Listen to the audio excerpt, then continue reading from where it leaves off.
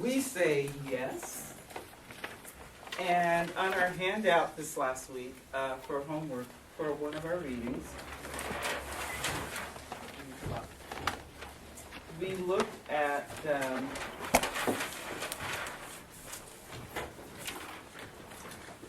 the Wall Street capitalism versus Main Street marketers, and from sins to virtue. Had some opposites, some no's and some yeses. And so in our next section, we're going to kind of start to integrate to see how might we look at this yes in Portland. We've looked at it from our spiritual grounding. We've looked at one example of what's happening in our region. And we're going to explore that some more in our table groups. And what are some of the values that make up a yes? What are, in your mind, what are some of the values that we want to see in our second yes? Just call them out. Locally. Whoops, okay. Local economy. Pardon? She said absolutely. Oh, absolutely. You can put a check mark by that. What else do we want to see in our yes? Joy. Mm. Yeah. Affirmation of life.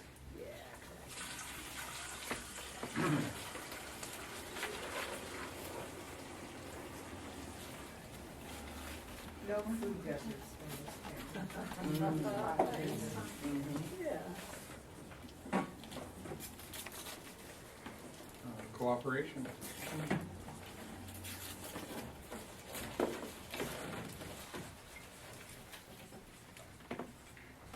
I think I'd like to see access for all.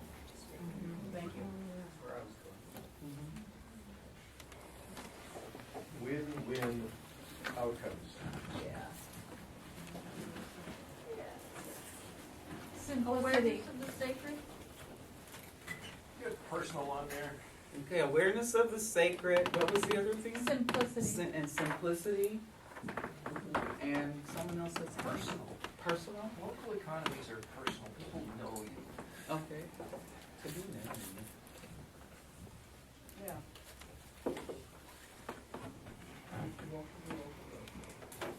Sustainable.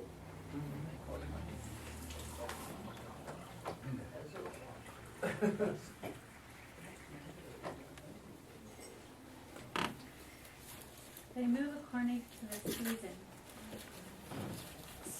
Move according to the season. Seasonal.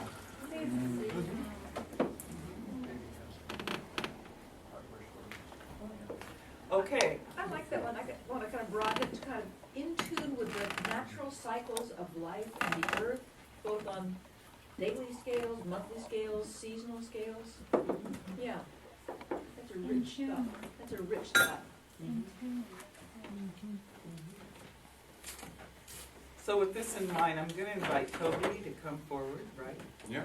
And he's going to lead us into our next step of this integration process. Thank you to do that.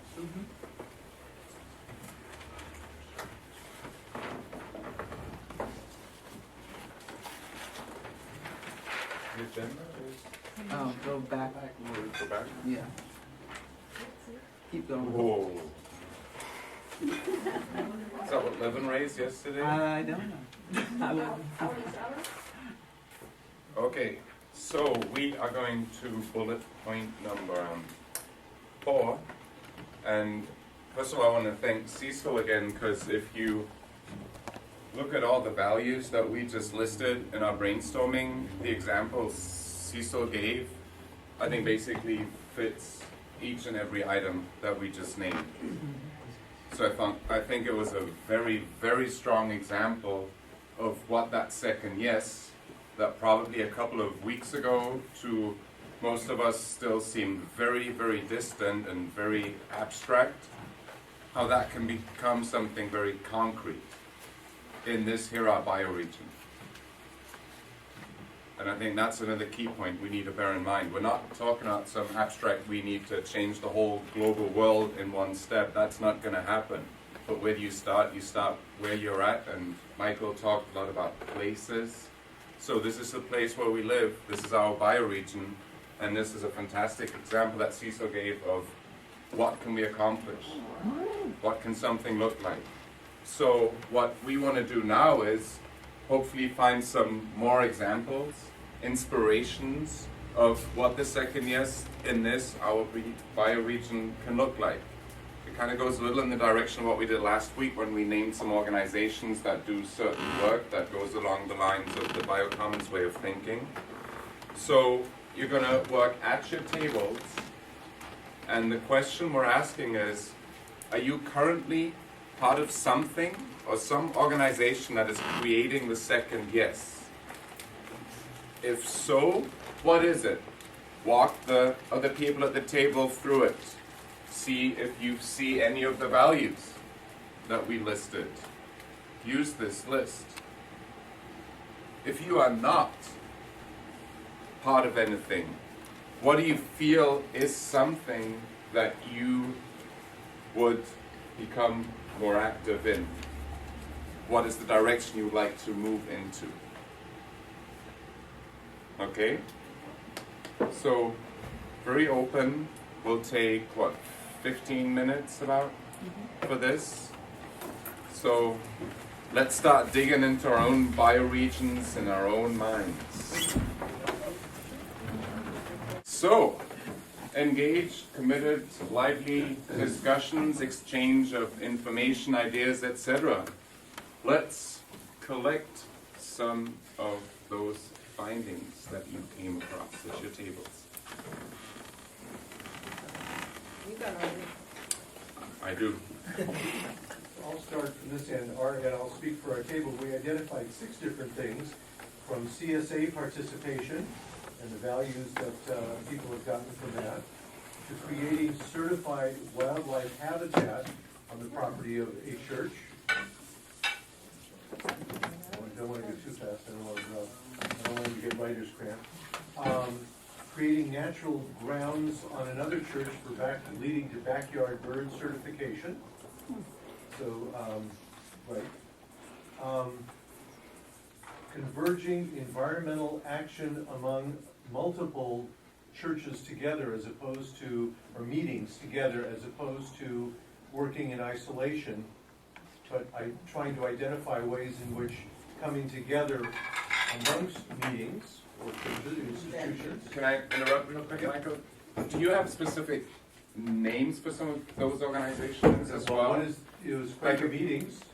The other one is the Lake Oswego United Methodist. Another one is the Meeting House on Multnomah Meeting House on Southeast Star. Okay, the reason I'm asking is I think it's just sometimes good to have some specific name attached to something. So if Cecil hadn't told us about our farm as the name, then we wouldn't have that access point to Another it. one is the Sustainable Jobs Action Team for MACG. Sustainable Jobs for MACG. That's creating, improving the environment by reducing greenhouse gas utilization through energy retrofits affordably of homes, and paying the workers to do that at a living wage, so creating the green economy. That's what MACG is doing. And then the last one is something called Quaker Voluntary Service. And in the interest of time, I'll just give it a name. Thank you, Michael. That's, wow, already quite an extensive list. This table, could you have someone kindly? I can listen to things I heard. Sure. You can correct me if I'm wrong. But one we heard about was Pilgrim Lutheran and the work that they're doing, building rain gardens, especially using a labyrinth, like a labyrinth rain garden, which I think is so beautiful. And What's the name of that? Pilgrim Lutheran, you can connect with this lovely, lovely person right here about that. And DPAVE, is that the name of it? Is it just called DPAVE? Yeah, so DPAVE is an organization that they work with to do that work, of actually like ripping out pavement and putting in some of these rain gardens. Lovingly Ripping out. Ripping it out. Ripping it out. Community recycling was another one we heard about in Southwest that takes encourage recycling materials and will reuse them, things like styrofoam that we don't know how to recycle. We heard about a Methodist church in Goose Hollow that's using their space in some creative ways. We don't remember the name of it. We talked about city repair and the village building convergence. We talked about Portland farmers markets and some of the ones that are year-round, including the People's Food Co-op in Southeast and the one downtown that's year-round. We talked about university community gardens, including the one at George Fox. And we talked about Arbor Lodge Farm in North Portland. The last thing we mentioned was St. Francis Dining Hall, which is doing a great job serving people without homes or without houses, and trying to do that in a sustainable way by serving meals that are thoughtfully crafted. Thank you. This keeps growing. Should I do our table? Go for it. Okay. So as the first example, we had the People's Food Co-op in Southeast Portland. That was named, which apparently has been going on for 150 years. It's been a food store or something. Okay. It's been a co-op for 40 plus.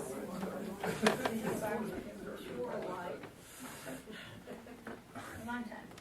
A long time. And apparently there's been a lot of growth and progress related to that. And we talked a lot about co-ops at our table, and we had one example that was given from Milwaukee.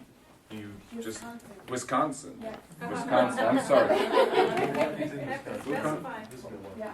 Yeah. Well, I recently moved here from Milwaukee, where we were starting a cooperative network, with the idea was that we would start a cooperative public house, as maybe one of the most lucrative businesses to get us started, to start the funding for other co-ops.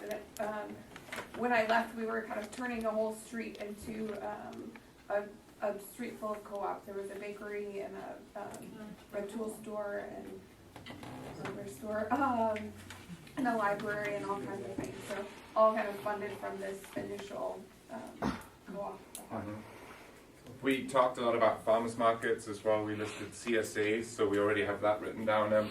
Tool library was one that we talked about as well, and I think I heard it from some other table. So that pretty much covers our table. And I have a question Yes. about that. Has anybody here heard of toy libraries? I just read something about that recently and I thought, what a great idea. toy libraries. But you don't know one in the area? I think on Deacom there's a swap. On Deacom they have some kind of child service They're called swap with play. swap and play. You swap toys and swap human beings knowing each other. But I think it comes with a fee. I think. Yeah, you have to Yeah. pay. Yeah. Deacom is a street. It's in North Portland, staff of MLK. Okay, this table. Okay, not repeating things, but we talked about the North Portland Food Cooperative. I'm sorry, it's called a food club. Sorry about that. The North Portland Food. Does that mean 150 years? I'm kidding.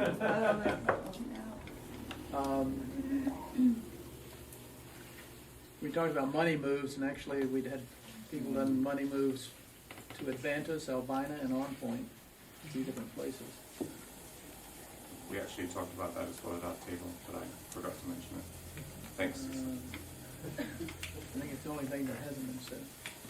I have a couple more to add that I didn't mention.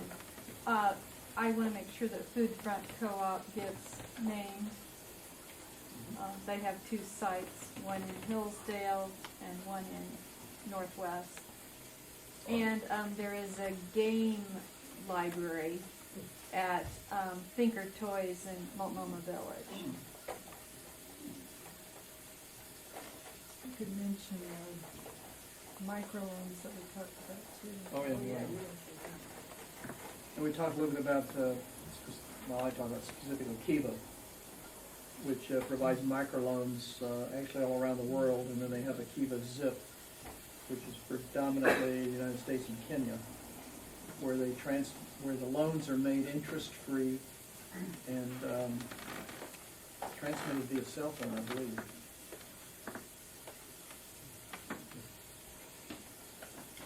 One last table.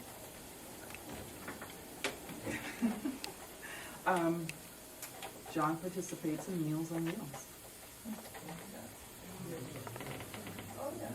And we don't think about that as necessarily being fossil fuel, but what we really zeroed in on that was that it really, for a lot of people, provides that interpersonal, social, relational contact, especially as people age or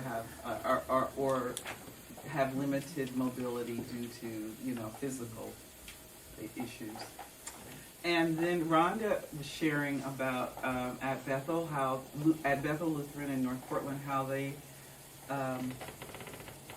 didn't have a name for it, but they as a result of the Biocommons class in the spring, a group of people came together and decided to have meals with the focus being locally grown food, and then they talked in their congregation about people who had gardens in their home and bringing that food and having meals together.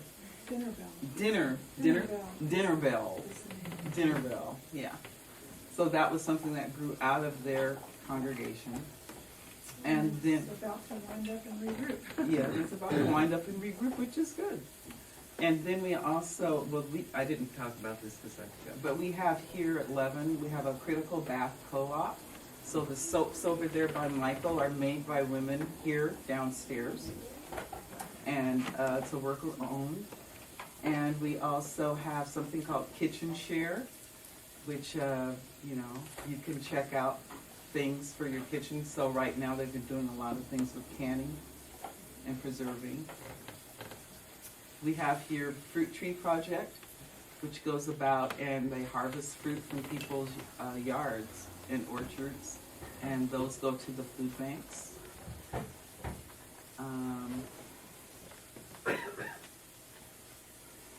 Jody? Yeah. I would like to raise also, it didn't come up at our table, but it came to mind from some of the things that others were saying, that I think the two car sharing programs that we have here, both Smart Car and Car to Go. And Car to Go and Zipcar are alternatives that help people not own cars but use them only when they need them. And on that note, I think there's actually car sharing within neighborhoods going on a private level. I don't know exactly how that works, but I've been hearing a lot about that, so car sharing in general. Uber, there's Uber, it's car sharing away. Taxi. Uber, it's an app, you can just, you just sign up and then, whatever. You can borrow somebody's car, basically, right? Well, it's like if you sign up as a driver and if you're in the area, You're a cab driver. it's like if you're a cab driver, but it's kind of sharing the way. Can we also put scrap on the list? Yes, Scrap. Does anyone not know scrap? I know Scrap.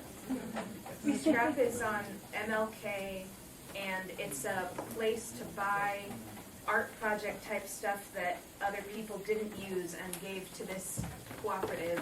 And what's amazing is, don't buy cheap cards from Kmart for Christmas. Buy them from Scrap for like a penny a piece that other people didn't use. And anything that you need, they have there for cheaper than anywhere else you can find it in the city. It's amazing. Rebuilding center should be added Yeah, to that. rebuilding. Yes. And Stanton, somewhere around there. And you can donate what you didn't use and get a tax write-off. Yes. I didn't take my CDs though. Overload them. I just want to say, because it's cheaper isn't necessarily the best reason to do it. And one of the things we have to do if we're going to make these changes is buy stuff that isn't the cheapest. Because some of the reasons that things are cheap is because costs are being transmitted out of the system to someone else. We're not paying them. I would argue, yes, I agree, but I would also say make a decision on how you're going to spend your money.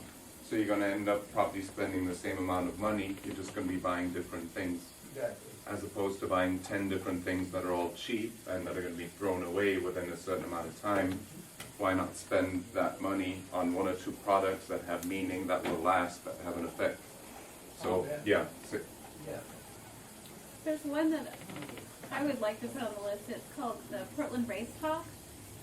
And what it does is it brings local issues concerning equity from our own community, encourages people to literally sit together around tables with a facilitator and speak directly about what we can do next steps in our own communities to get to know one another. Mm-hmm. And they literally, at some of the ends of them, they give away, a gift card for a local restaurant. It's hosted by McMenamin, for you to get together with somebody else totally different from yourself and get to know them. Yeah, We've got to have wrap to it up. cap it, yes. And sorry, I would like to, thanks, Dave. Just bear in mind the get together and get to know each other, what you just mentioned, because that's critical in everything that we've just given as examples. I mean, if you think back 3 weeks ago when the overwhelming no was there and we couldn't possibly figure out what a second yes, creative yes, sustainable yes could look like, well, this list probably could go on if we had more and more time. Things would keep coming back up and we could just add to the list. We could keep adding, which means there are options, there are alternatives. And during our discussion at our table, one interesting thing that was said, it was, well, how do I find out about that? Like, how can I find these places, these people that are involved with that? Well, the answer is pretty simple. It's basically what you just said. You get together with someone, and you get to know another person. You exchange stories. Well, how and where do we do that? In relational meetings. You find things out. It gets the ball rolling. That's how you build capacity. This is a lot of capacity. If you add all these services, they all have these values, and they all take away from the system that we're trying to change. So think of those relational meetings as starting points to things that are creating the second yes. These are organisms that are formed by cells. Every organism needs to be formed by different cells, right? Biochemically speaking, they all add up. And a relational meeting is a cell. Everything starts with a cell, and it grows from there. But that's the building capacity piece. That's building regional culture within our own bioregion. That's having an impact. But it starts with the relational meetings, and that's where the capacity and the power of that comes into play.